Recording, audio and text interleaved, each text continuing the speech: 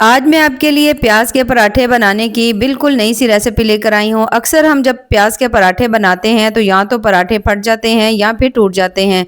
लेकिन एक छोटी सी इसमें हम ऐसी ट्रिक इस्तेमाल करेंगे जिससे आपके ना तो पराठे ख़राब होंगे बल्कि ढेर सारी आप इसकी फिलिंग भी कर सकेंगे और पराठे जो हैं बाहर से बहुत ज़्यादा खस्ता और अंदर से सॉफ्ट होंगे। तो ज़बरदस्ती रेसिपी है, तो चलें जी अपनी मज़ेदार ज़बरदस्त इस रेसिपी को बनाना शुरू करते हैं। बिस्मिल्लाहिर्रहमानिर्रहीम। अस्सलाम वालेकुम। उम्मीद है आप सब ठीक होंगे। तो इस इंतहाई मज़ेदार सी रेसिपी को बनाने के लिए सबसे पहले तो यहाँ पर हमने इसके लिए ले लेना है आटा।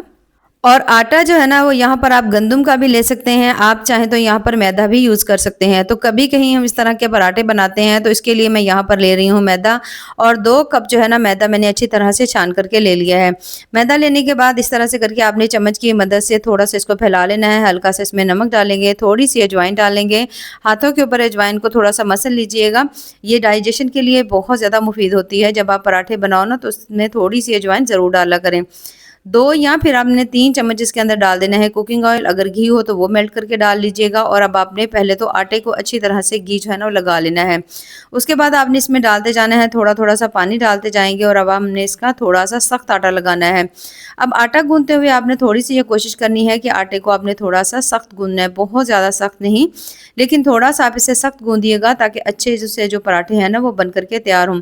क्योंकि अगर आटा बहुत ज़्यादा नरम होगा यानी कि थोड़ा सा ये पतला होगा या ढीला होगा ना तो फिर भी पराठे जो है ना वो फट सकते हैं। तो बस इस तरह से करते हुए इसको मैंने अच्छी तरह से मुक्की लगा करके गूंद लिया है।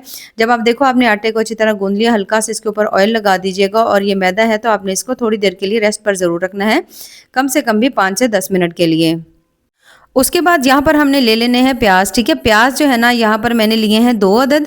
इसको आपने पहले तो चॉप कर लेना है अच्छी तरह से। और उसके बाद अब आपने इसके अंदर जितना भी प्याज का पानी होगा ना वो आपने सारा निकाल लेना है। किसी कपड़े में डाल कर निकाल लीजिएगा या हाथों की मदद से निचोड़ लीजिएगा। लेकिन प्याज जो है ना इस तरह से ड्राई होना चाहिए, इसमें पानी नहीं होना चाहिए।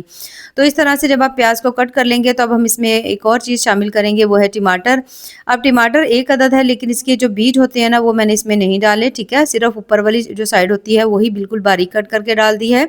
सब्ज़ धनिया डाल दिया है, हल्का सा नमक डाल देंगे, अपने टेस्ट के हिसाब से भी डाल दीजिएगा। 1/3 चम्मच इसमें हल्दी डाल देंगे।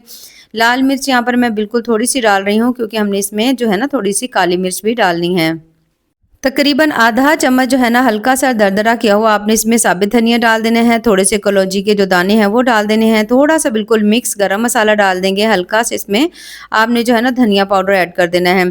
इन सभी चीज़ों को डालने के बाद अब इसके टेस्ट को बहुत ज़्यादा चटपटा करारा मज़ेदार सा करने के लिए हम इसमें डाल देंगे 1 चम्मच जो है ना अचार का मसाला।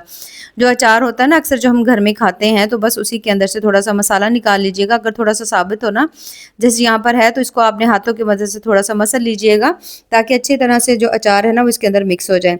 अब हमने सभी चीज़ों को आपने अच्छी तरह मिक्स कर लेना है। ठीक है, अब इसमें पानी की मिकदार नहीं है, इसके अंदर हमने नमक डाल दिया है तो वो जल्दी से पानी को रिलीज़ करेगा। तो आपने इसको रेस्ट पर नहीं रखना।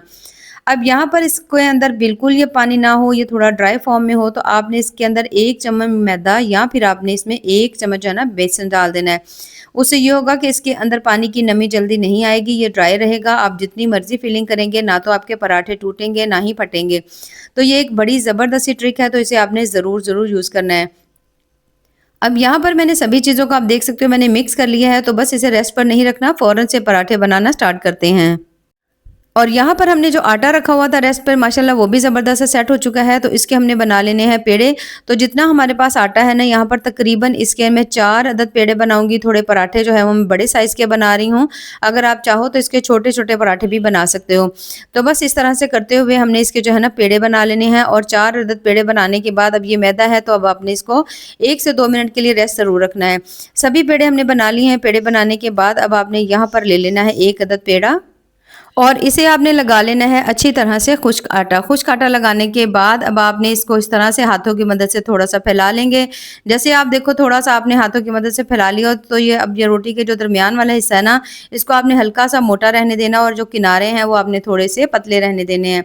बहुत ज़्यादा रोटी नहीं बेलनी, बस इस तरह से छोटा सा आपने पूड़ी से भी छोटी सी रोटी बेलनी है। और उसके बाद ये जो हमने फिलिंग बना करके रखी हुई थी ना प्याज की और मसालों की, ये आपने फिलिंग इसमें शामिल करनी है। इस तरह से पराठे जो है ना वो टूटते नहीं है, ना ही फटते हैं। अगर आप चाहो तो जो दूसरा तरीका है छोटे 2 पेड़े करके आप उसके अंदर भी ये फिलिंग डाल सकते हैं, वो भी बड़ा तरीका आसान है, तो आप उस तरह से भी कर सकते हैं।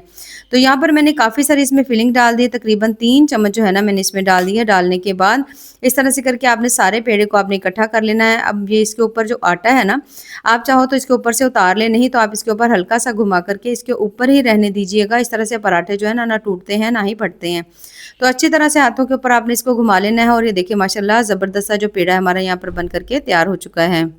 तो बस सेम इसी तरह से हमने सभी जो रोटियां हैं ना उनकी इसी तरह से हमने फिलिंग कर लेनी है। इस तरह से एक तो फिलिंग भी काफ़ी सारी इसके अंदर चली जाती है और दूसरा जो है ना रोटी बड़ी ही ज़बरदस्ती बनती है। तो सभी पेड़े सेम इसी तरह से हमने इकट्ठे ही तैयार करके रख लेने हैं। तो जब आप देखो कि आपने सभी पेड़े जो हैं उनको बना करके यहाँ पे रख लिया है, तो अब पेड़े बनाने के बाद भी आपने इसको रेस्ट पे रखना है कम से कम भी 1 से 2 मिनट के लिए, ठीक है। अगर तो आप आटे के बना रहे हैं ना ये इस तरह से पराठे, तो फिर आपको इसको रेस्ट पे रखने की ज़रूरत नहीं है। अच्छा, इसके बाद अब आपने यहाँ पर ले लेना है 1 अदद पेड़ा और इसको आपने अच्छी तरह से लगा लेना है फिर से खुश्क आटा। और पहले तो आपने हाथों की मदद से इसको थोड़ा-सा इस तरह से करके आपने प्रेस कर लेना है, ठीक है। एकदम से आपने इसके ऊपर बेलनी नहीं लगानी। और जब आप हाथों की मदद से हल्का से इसका सेट कर लेंगे ना, तो उसके बाद बेलनी की मदद से आपने हल्के हाथों से इसे इस तरह से करके रोटी को बेल लेना है। अब जहाँ से आपको लगे कि थोड़ी सी फिलिंग जो है ना वो बाहर आ रही है, पराठा थोड़ा सा फट रहा है ना, तो उसके ऊपर इस तरह से करके आप हल्का सा आटा लगा दीजिएगा और उसके बाद आप इसकी साइड चेंज करके आप इसको जब दोबारा से थोड़ा सा इसको बेलेंगे ना, तो रोटी आपकी बिल्कुल भी नहीं फटेगी, बल्कि बहुत ज़्यादा अच्छी बनेगी। ये देखिए इस तरह से करके। तो ये पराठे जो हैं आम तौर पर दूसरे पराठे से हल्के से मोटे होते हैं, क्योंकि इसके अंदर फिलिंग भी काफ़ी ज़्यादा होती है। तो बस इसी तरह से हमने इस पराठे को अच्छी तरह से बेल लिया है। तो जब आप देखो अपने पराठे को अच्छी तरह बेल लिया है, तो इसे और ज़्यादा मज़ेदार करने के लिए इस तरह से करके आपने हल्का से इसके ऊपर पानी लगाना है। थोड़े से आप यहाँ पर मैंने जो प्याज है ना वो कट करके रखे हुए थे, बिल्कुल बारीक कट करेंगे, ठीक है। तो ये प्याज भी आपने इसके ऊपर डाल देने हैं। तो इस तरह से जो पराठे हैं ना वो डबल लेयर में जो है ना प्याज वाले बनेंगे, जो कि आपको बहुत ज़्यादा पसंद आएंगे। जैसे ही आप देखो अपने प्याज को अच्छी तरह सेट कर लिया है, थोड़ा सा सब्ज़ धनिया डाल देंगे और उसके साथ ही हम इसके ऊपर थोड़े से डाल देंगे कलौंजी के दाने। इन सभी चीज़ों को इसके ऊपर डालने के बाद अब आपने हाथों की मदद से थोड़ा थोड़ा प्रेस करना है कि सभी चीज़ें जो है ना वो अंदर की तरफ सेट हो जाएँ। ये देखिए इस तरह से जैसे ही आप इसको हल्का सा प्रेस करेंगे, तमाम जो है ना इसके ऊपर जो प्याज लगा हुआ है उसके साथ धनिया है, ये तमाम चीज़ें इसके अंदर सेट हो जाएंगी। तो बस यहाँ पर रोटी हमारी ज़बरदस्ती बन करके तैयार हो चुकी है। तो इसे हम उठाएंगे और आप इसे उठाते हुए ना आप कोशिश करिए कि आपने इसको बहुत ज़्यादा जल्दी से नहीं उठाना, आपने इस तरह से हल्के हाथों से उठाना है। और उसके बाद यहाँ पर हमने जो तवा है उसको पहले से ही गर्म करके रखा हुआ है, हल्का सा ऑयल लगाएंगे, रोटी जो है इसके ऊपर इस तरह से करके हमने डाल दी है, प्याज वाली साइड हमने नीचे की है। उसके बाद आपने इसे मीडियम फ्लेम के ऊपर पका लेना है जब तक कि एक साइड जो है वो अच्छी तरह से पक नहीं जाती। साइड चेंज करेंगे, हल्का सा ऑयल लगाएंगे फिर से या घी लगा लीजिए। अच्छा, यहाँ पर ये जो पराठे हैं ना इनको आपने हाई फ्लेम के ऊपर नहीं पकाना, मीडियम टू लो फ्लेम के ऊपर पकाना है। इससे जो पराठे हैं ना वो बहुत ज़्यादा जो है ना जल्दी से बाहर से खस्ता हो जाएंगे, अंदर से बड़े ही मज़े के और सॉफ्ट से बन जाएंगे। तो बस इसी तरह से दोनों साइडों को हमने हल्का हल्का सा घी या ऑयल लगा लिया है और अच्छी तरह से इसके हम थोड़ा सा गोल्डन ब्राउन होने तक पकाएंगे। और यहाँ पर आप देख सकते हो माशाल्लाह कितना ही ज़बरदस्त सा जो पराठा यहाँ पे बन करके तैयार हो चुका है। तो बस सेम इसी तरह से हमने सभी पराठे जो है ना हमारे पास पड़े हुए यहाँ पर हमने बना करके तैयार कर लिए हैं। बहुत ज़्यादा इस तरह से पराठे मज़े के बनते हैं, बड़े ही कमाल के बनते हैं। तो आप भी इसी तरह से सेम पराठों को ज़रूर ट्राई करिएगा और ट्राई करके हमें कमेंट्स में ज़रूर बताइएगा कि आपको हमारी आज की जो रेसिपी है वो कैसी लगी।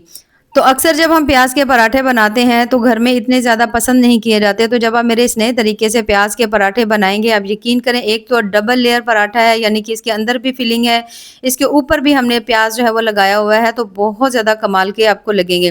तो ज़रूर ट्राई करिएगा। तो अगर आपको मेरी आज की ये रेसिपी पसंद आए तो चैनल को ज़रूर लाइक करें, सब्सक्राइब करें। बेहद टेस्टी, बहुत ज़्यादा मज़े की बनती है। बाकी दुआ में याद रखिए। अल्लाह हाफिज़।